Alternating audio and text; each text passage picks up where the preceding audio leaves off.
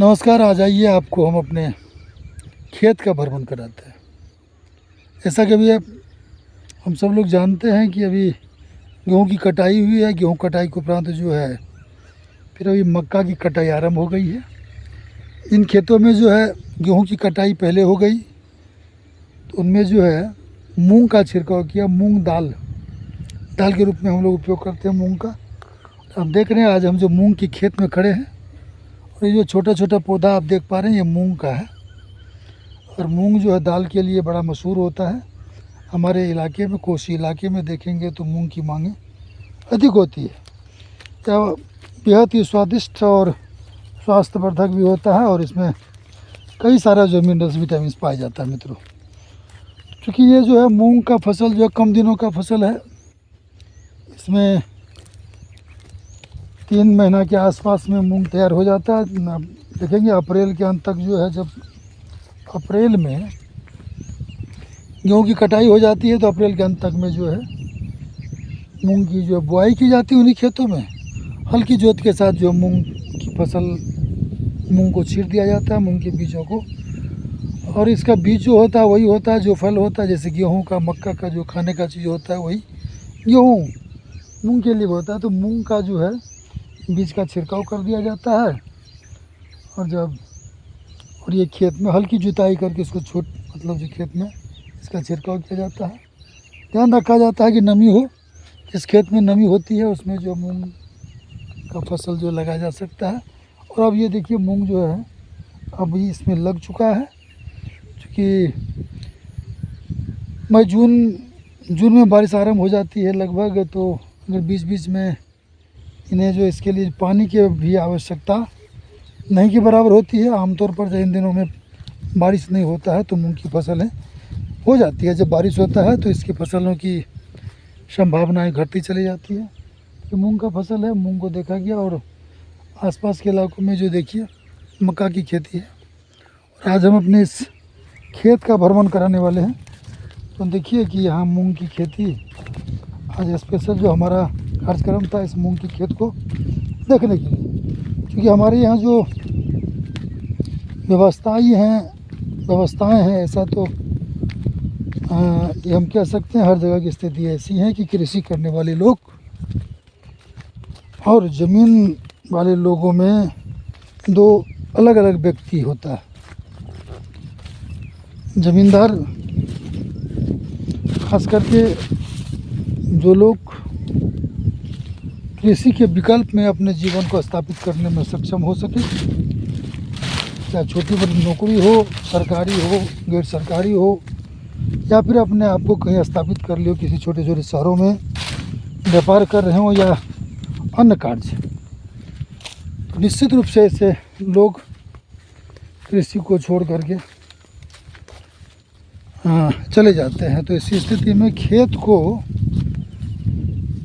को अपने गांव के किसी, या जो भी जिनको खेत चाहिए होगा, या तो जो खेती करना चाहते हैं उनसे वो खेत ले ली जाती है। तो खेत लेने का तरीका होता है, जिनके पास में थोड़ा बहुत अपना सा खेत है या गाँव में रहने वाले लोग हैं, जिनके पास में मैन पावर है। मैन पावर से मतलब है कि मजदूर हैं उनके पास में, या उनके वो जो अपने परिवारों की संख्या है वो कर सकता है। क्योंकि इसमें शारीरिक श्रम की आवश्यकता ज़्यादा होती है, तो उनके हाथों में बटाई दी जाती है। बटाई से तात्पर्य है कि आप जो खेत देते हैं, और खेत देने के बाद जो है उनके साथ एक एग्रीमेंट, मौखिक एग्रीमेंट हम कह सकते हैं। ऐसा कुछ नहीं है कि खेत दी जाती है, उसमें अलग अलग तरीके से मतलब उनका शर्तनामा बनता है जो, लेकिन मूलतः जो एक समान प्रक्रियाएं हैं वो ये है कि खेत ज़मींदारों का, जोत और मजदूरी बटाईदारों का, बीज बटाईदार का, और जो उसमें फसल में जो खाद है, पानी, रसायन दी जाती है, ये दोनों आधा आधा। उत्पादन के बाद फसल में आधी ज़मींदार की और आधी बटौदार की। ये परंपराएं कई वर्षों से चली आ रही है, पीढ़ी दर पीढ़ी। और इसी तहत यहाँ अधिकतर लोग जो है इसी तरह से अपना जो समन्वय करते हैं। ये सामाजिक बंधन है।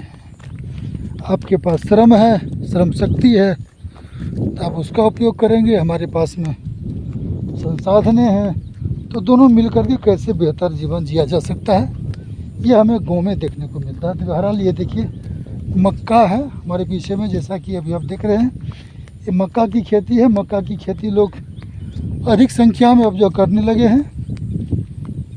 ऐसा मानना है लोगों को कि किसानों के पास जो है पैसे की कमी रही है, और मक्का की खेती को कैश क्रॉप माना जाता है। अधिक पैसे इसमें एक साथ देखने को मिलता है मित्रों। तो बहरहाल गेहूँ की भी खेती होती रही है। अब देखेंगे पीछे के इलाके में जितनी ज़मीनें खाली हैं, लगभग इनमें गेहूँ का फसल था, और लगभग उतनी ही ज़मीनों में जो है ये मक्का भी लगा गया। तो होता ये है कि आमतौर पर जो मक्का की खेती करने वाले लोग हैं वो केवल मक्का की फसल ले सकते हैं, इसके बाद धान का फसल लेंगे वो। जबकि गेहूँ की खेती करने वाले लोगों के लिए एक अवसर मिलता है कि वो मूंग का फसल, दलहन का फसल ले ले। क्योंकि कृषि वही लोग आज जो है कर पा रहे हैं, चाहे बटाई पर ले करके या जैसे जो भी इनके पास में, या तो मैं ये कहूँगा कि मूल रूप से जो उसका पशुपालन अगर व्यवसाय रहा है, तो ऐसे छोटे छोटे किसान जिसके पास में खेत कम है या ना है, जो भी है, तो उनका जो ध्येय रहा है कि वो बटाई पर खेत लेते हैं। चूँकि अभी आपने देखा कि उस खेत में मूंग के साथ साथ जो मकैया का छिड़काव किया गया था, और इस तरह की बातें होती रहती है। मकैया का उपयोग वो लोग अपने गाय गोरू या भैंस के दुधारू पशु के लिए उपयोग करता है। और लगभग जब सालों भर वो खेत पर आता है, तो कहीं ना कहीं जब भी फसलें लगती हैं, तो इर्द गिर्द में जो घास का छिड़काव कर देता है। तो आम का आम और गुठली का दाम, घास से उनको जो है पशु का चारा मिल जाता है, और अनाज से अनाज। तो जो लोग पशुपालन करते हैं, पशुपालन करना जिनका प्रमुख व्यवसाय है, वे लोग अधिकतर बटाई पर खेती करना पसंद करते हैं। चलिए, आज हमने दिखाया अपने खेतों में मूंग की खेती। और ये देखिए मेरे पीछे जो ये है, इसमें भी मूंग की खेती लगाई गई है, मूंग लगाया गया है। और चूँकि लेट से जैसे जैसे खेत की कटाई होती है और लोग इसका बुआई करते हैं, फिलहाल ऐसा प्रतीत होता है कि इसमें भी मूंग का छिड़काव इसमें भी किया गया है। देखने से ऐसा प्रतीत होता है कि मूंग का छिड़काव इसमें भी किया गया है। देख लेना ज़रूरी हो जाता है कि अक्सर ऐसा होता है खेत पर नहीं आने की वजह से जो है बटेदारों के द्वारा जो गलत इन्फॉर्मेशन दी जाती है, और गलत इन्फॉर्मेशन जो है गुमराह कर देता है। तो आज देखा आपने कि इसमें भी मूंग का छिड़काव किया जा चुका है। और देखिए एक चीज़ तो समझ में आई मित्रों,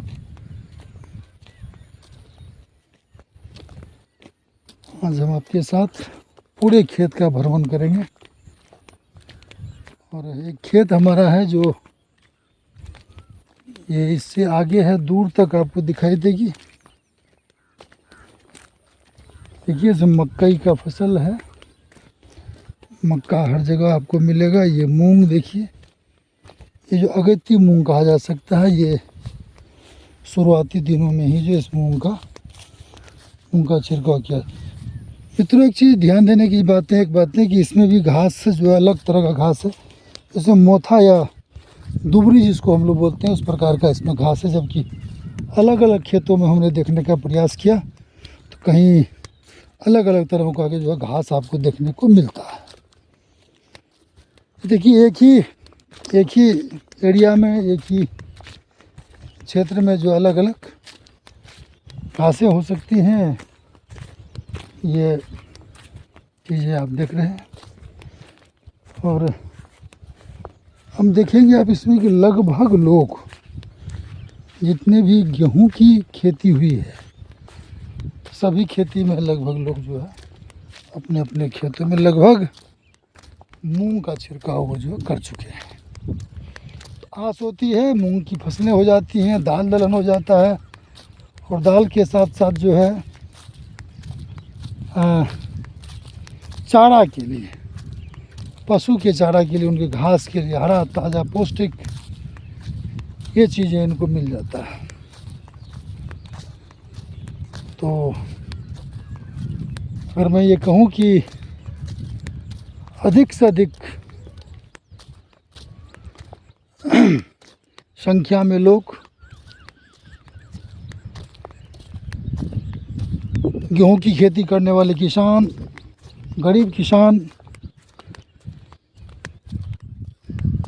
अगर मैं ये कहना उचित होगा कि आज वो गरीब नहीं है जो किसान है। मित्रों, किसान गरीब नहीं है। अगर बारीकी से देखने का काम करेंगे, जो लोग खेती कर रहे हैं उनकी स्थिति अच्छी है,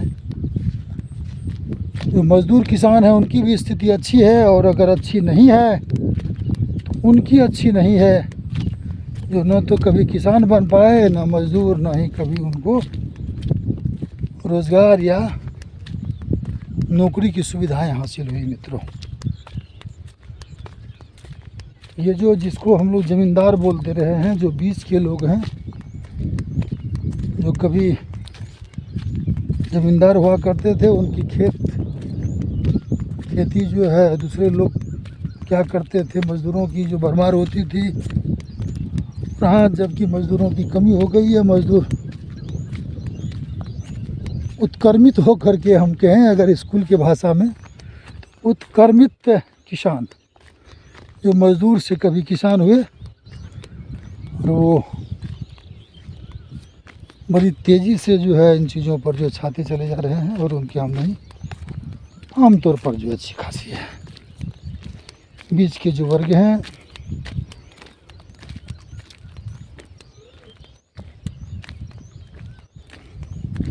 लोअर मिड क्लास उसको कह सकते हैं, इनकी स्थिति जो है बहुत बेहतर नहीं है, बहुत ही चिंतादायक है, चिंतनीय है। और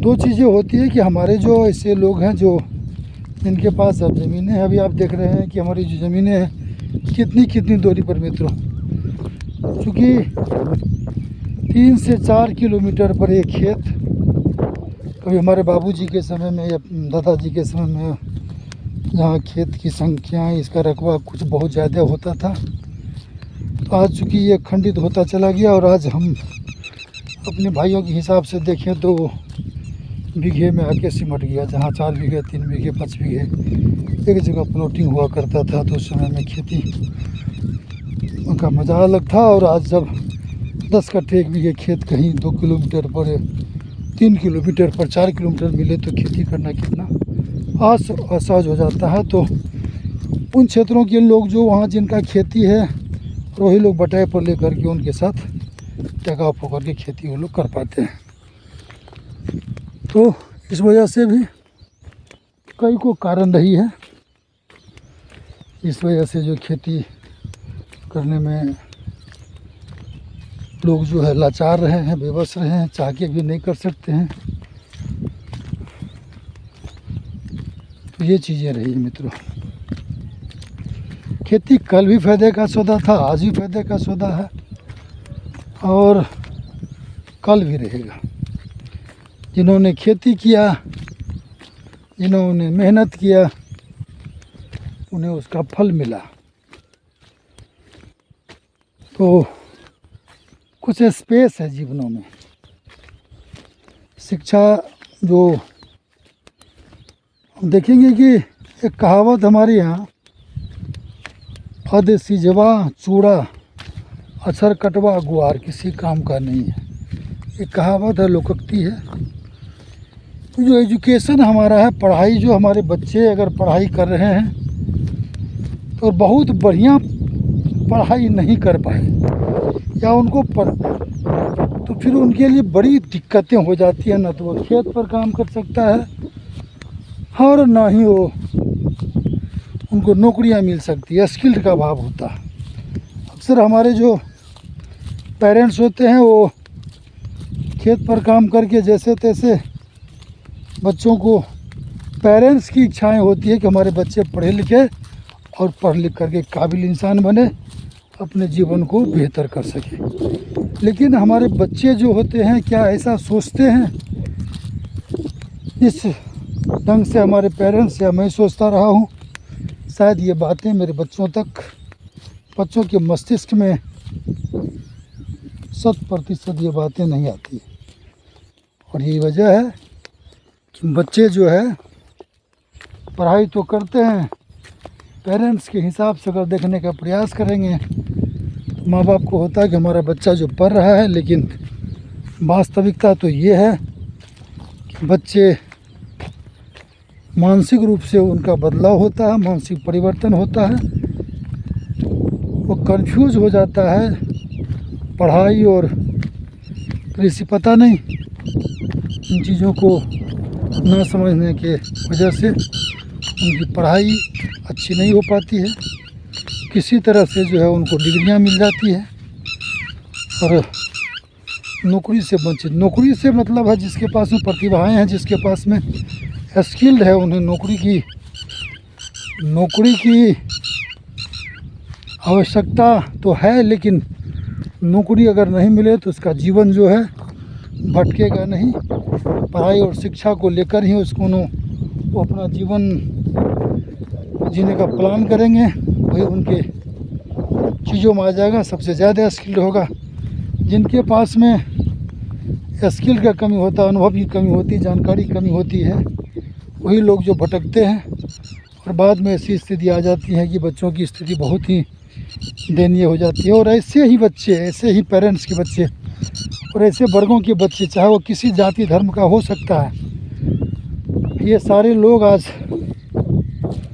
इस डिजिटल युग में, महंगाई के दौर में, उनकी जो नीडें हैं, आवश्यकताएं हैं, उनके लिए पैसों की कमी होती है और वो सदा सहज और सस्ते रास्ते पर निकल पड़ता है, जो आज एक भयानक चुनौती है हमारे लिए, समाज के लिए, सरकार के लिए, ना जाने हमारी पीढ़ियों के लिए। और वो है नशा, ड्रग्स।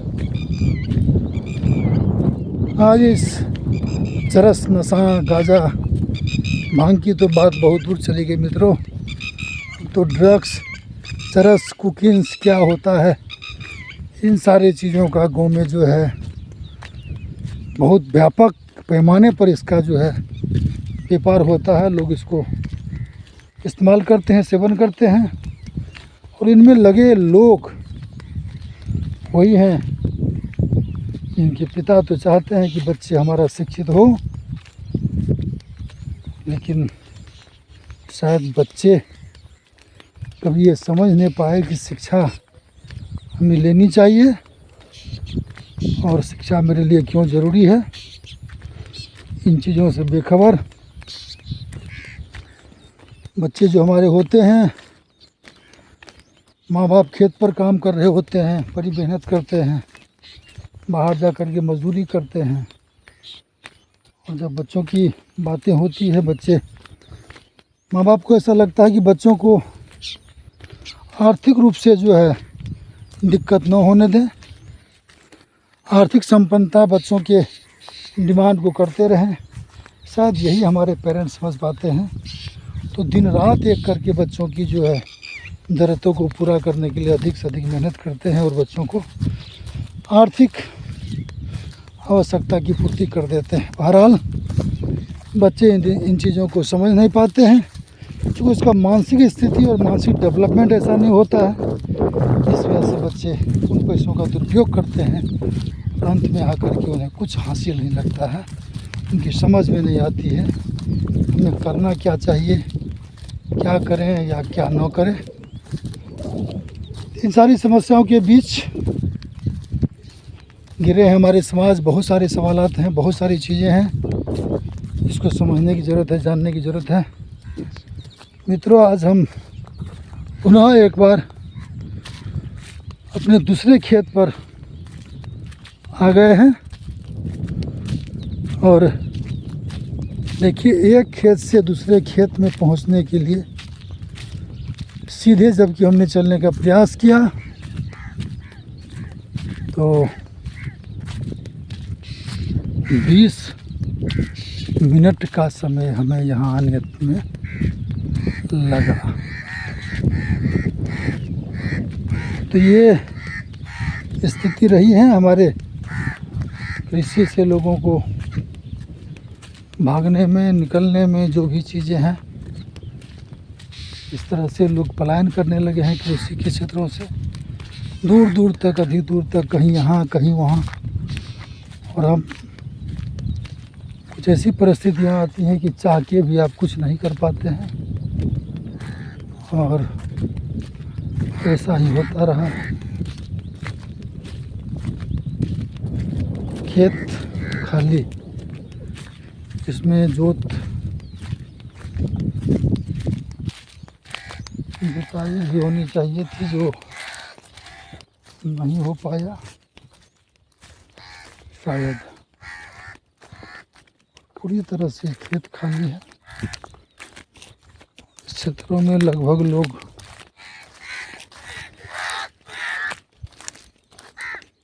खेतों को जोत चुके हैं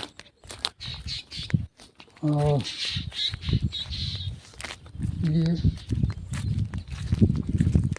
एक दूसरा खेत हमारा। ये देखिए, मक्का यहाँ भी लगा हुआ है। हमारे किसान मक्का, पछेती किस्म का जो मक्का है, तो मक्का अभी आपको पछेती किस्म का मक्का अभी लगा हुआ है।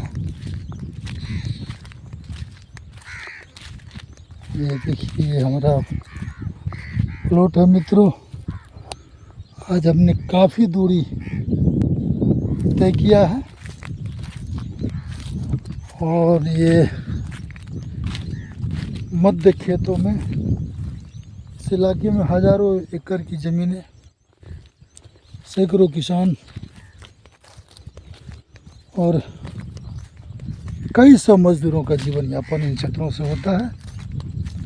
एक भूखंड छोटे छोटे हिस्सों में, छोटी छोटी 10 कट्ठे, 5 कट्ठे, 1 बीघे, 2 बीघे, कहीं कहीं 2, 4, 5 बीघे के हकदार एक आदमी, एक ज़मींदार। बहरहाल, हमारा ये विजिट आपको कैसा लगा कमेंट में बताने का प्रयास करेंगे। तो आशा करता हूँ कि हमारे इस प्रकार की वीडियो को देखने के लिए हमारे चैनल को सब्सक्राइब करेंगे, लाइक करेंगे, बेल आइकन को दबाना न भूलेंगे, ताकि जैसे ही हमारा वीडियो अपलोड हो सबसे पहले आपको नोटिफिकेशन मिले और आप इन चीज़ों का आनंद ले सकें। चलिए, मैं राजकुमार, सबूरी सुदामा, एक बार पुनः सबूरी सुदामा। सबूरी और सुदामा से तात्पर्य है ज्ञान और संयम, तकनीक और संयम के साथ दोनों को मिलाना, सोना में सुगंध। तो हमारा प्रयास, आपका मनोरंजन, आपका आशीर्वाद, हमारा प्रयास। आओ, जब दो एक साथ मिले तो क्या नहीं हो सकता है। तो चलिए, एक बार पुनः आपको धन्यवाद, नमस्कार, जय हिंद, जय कृषि, जय मशरूम, बहुत बहुत धन्यवाद।